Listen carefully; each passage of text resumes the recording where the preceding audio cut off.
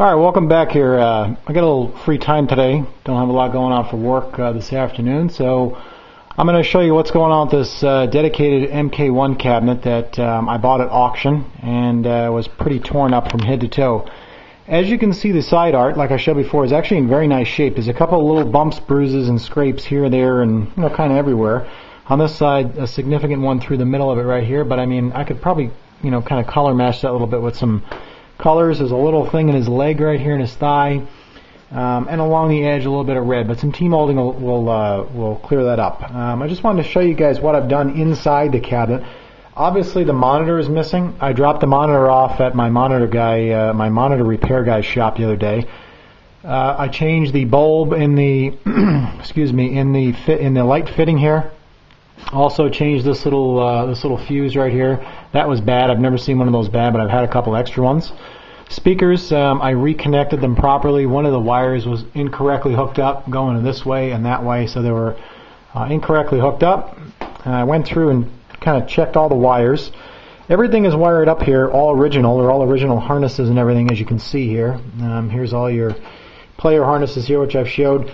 The only thing that I'm going to need to do is the little fitting that comes from the sound pot. There's an orange and a green wire, as you can see them follow along here. I fed them over here to the sound card. As you can see, they have no fitting on them. So what I've done in the past is just solder them directly onto the little contacts on the sound card, because I don't have any of those large connectors that look like this here. Let's see if it's in here. Well, I guess I could use this one here. Mike, your MK Arcade Source made me this for an MK2. I guess I could actually use this. I didn't think of that. So maybe I'll just keep that out and I'll do that. But so that's the only thing that really isn't up and running. Everything else is up and running. Obviously, you need to have a monitor in here to have the game running, and a control panel, which I'm working on. I'll show you. But I wanted to show you the front panel. The front panel, I don't know if you guys remember, had diamond plate on the front and both sides. On the bottom, maybe about 4 inches up. I've put a bunch of wood filler. I bought some new one this time. I'll show you guys which one I bought here. This one's called Professional Strength Pro Bond, and it apparently works better with high-speed sanders. And that's what I use when I sand them down. I use this little DeWalt palm sander. And in the past, what's happened with the regular wood filler is, as I'm sanding it off, big chunks will just come flying off. So I figured I'd try that one. It's about twice as expensive, but hopefully it'll give a better appearance when it's filled in and then sanded down. But you can see just the damage that has been done to this cabinet. I mean, I really had to go to town on the wood filler, and I'm hoping that once I sand it down, all the edges will come out nice and clean and straight. Obviously needs a new coat of paint. And I've had trouble in the past filling in these security latch holes, so I'm going to leave those open. Number one, maybe somebody that gets this, whoever it may be, might want to put one back on if they're going to put this on route, which I highly doubt, but those three little holes don't really detract from the overall view, in my opinion. I got a couple locks. I got to clean up the coin doors, obviously, and I'm going to repaint this opening here. Ordered some T-molding. Like I said, the monitor is on its way, getting repaired. I ordered new control panel overlay art, and I will show you the control panel as well. On this side was just hacked up. So again, I filled as much as I could in with the new wood filler. I'm going to sand this all down. I'm going to put new decals on the sides. The front panel, actually, I don't really care for his front piece for the MK1 that much, but since so much of this is missing, like a big black blob here and a bunch of scratches here, I ordered the whole thing, the sides, the two side decals, because this one, obviously, I can't do anything with that. I'm not going to go and fill in all these individual little scratches with black paint. That'd take a year and a day, and I don't have that much effort that I want to put into it. So I got a little bit of cleanup I got to do on this side, fill in a little bit here and a little bit over here, and then I'll apply the new decals. Here's the Lexan that I have made. I showed you guys this before. Comes out perfect. So here, what was underneath the original control panel is obviously the original metal control panel with the wood piece underneath. So this is all original, but as you can see, it's absolutely destroyed. I don't remember if I pulled this off in a prior restoration attempt or what, but everything's here. The other interesting thing is when I pulled this off, set it up, I don't know if you can see, but somebody drilled the run buttons in this, okay? And when they drilled them, get this thing to stay up here.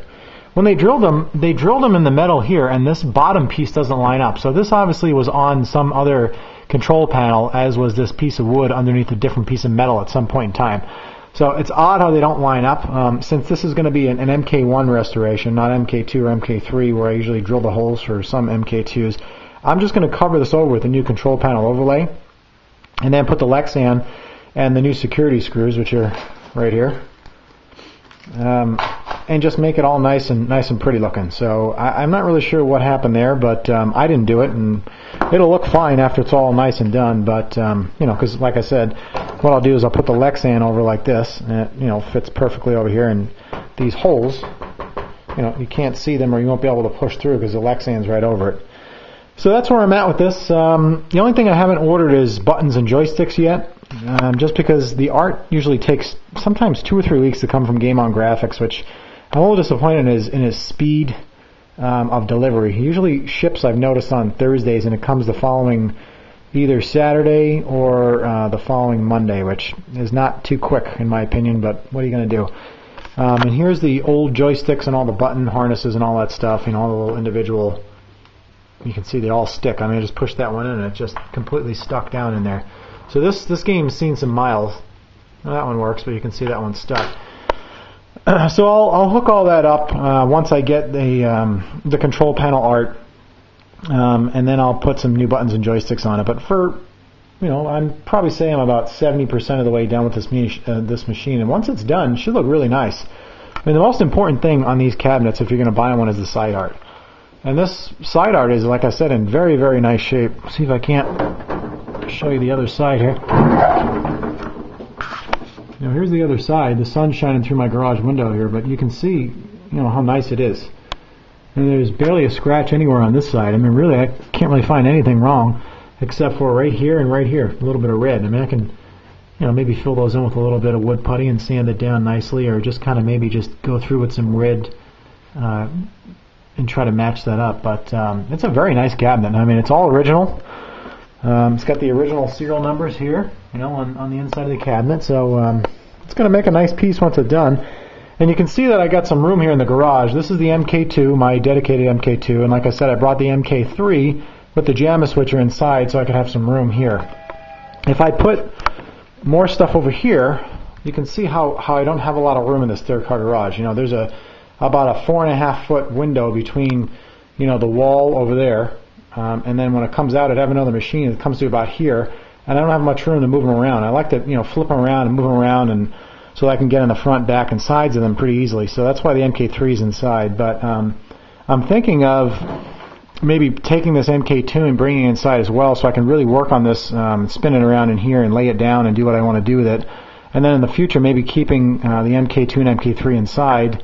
And that way I can get some more machines if I do at auction, if I find something that I find, you know, that I might be able to restore, and keep them out here and work on them at my leisure. So that's where I'm at with these. Like I said, about 70% of the way done. I'm going to get the monitor, joysticks, buttons, the glass cleaned up. Obviously the control panel needs a lot of work. And once I do, it'll be up for sale. So hope you enjoyed it, and we'll come back when I have a finished product.